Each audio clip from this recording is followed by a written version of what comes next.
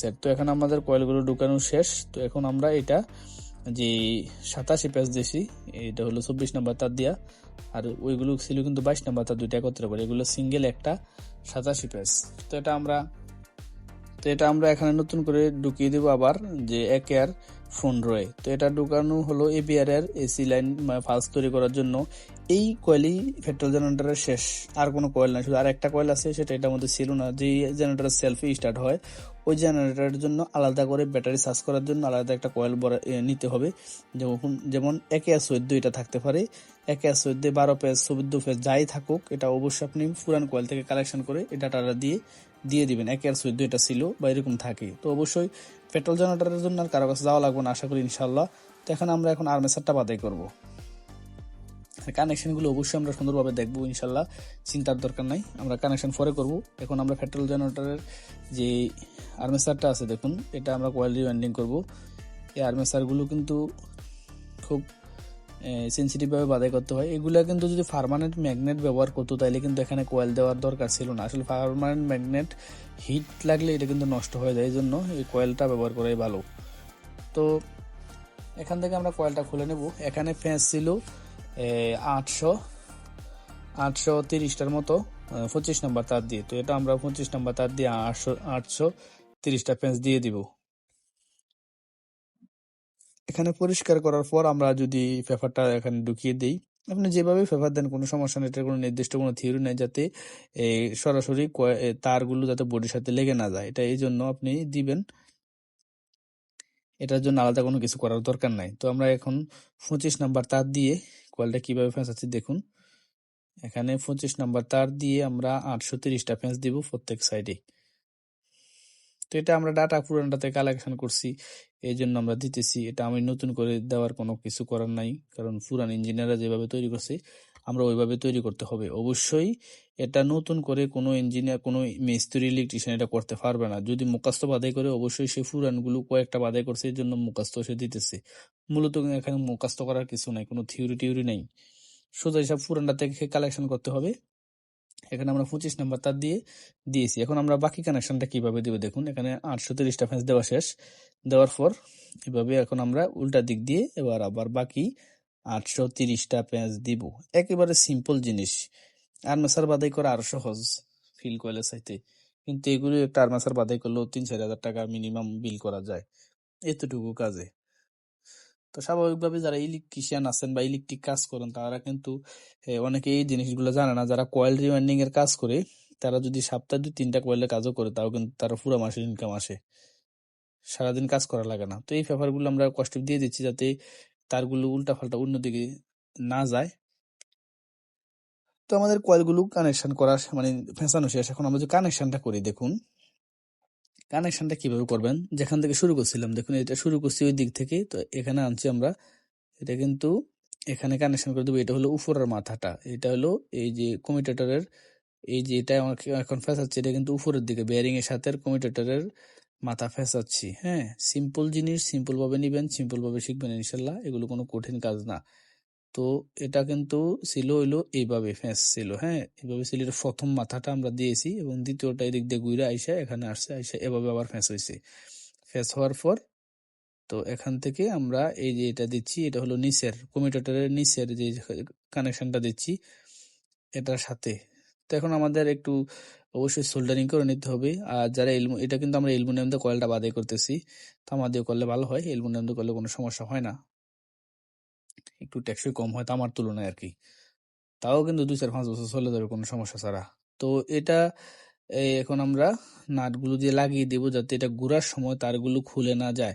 আর অবশ্যই এটার মধ্যে কিন্তু 2-1 ফোঁটা রেজিন দিবেন, দিয়ে পরে নাটটা লাগাবেন, যাতে নাটটা কোনো সময় ভাইব্রেশনের কারণে খুলে না যায়, এটা অবশ্যই খেয়াল রাখতে হবে। তো এখানে আমাদের কয়েল বাদাই করা শেষ, কানেকশন শেষ, একেবারে সিম্পল একটা কাজ। দেখুন কানেকশন পাচ্ছে আমাদের কমিউটেটরে এবং বডি শর্ট নাই। তো সুন্দরভাবে কাজটা আমাদের হয়ে গেছে। এতটুকু কাজ করলে কিন্তু 3-4 হাজার টাকা পাওয়া যায়। এখানে আমাদের অল্প টাকা তার লাগে মাত্র 3,500 টাকাও যদি নেন, তাও আপনার একেবারে সবকিছু বাচ্চা যাওয়ার পরও 3,000 টাকা পকেটে থাকবে। তো আমরা একটু বান দিয়ে নিচ্ছি, যাতে কয়েলটা ঘোরার সময় তারগুলো খুলে না যায়। অবশ্যই এই বানটা দিলে ভালো হয়, না দিলেও সমস্যা ততটা হয় না, যেহেতু আমরা এখন আপাতত বার্নিশ করবো না, এই জন্য পান দিতে বাধ্য হচ্ছি। হ্যাঁ, সিম্পল জিনিস। তো আমরা কয়েলগুলো কিভাবে বাধাই করতেছি এটা ভালোভাবে একটু মনোযোগ দিয়ে দেখবেন ইনশাল্লাহ।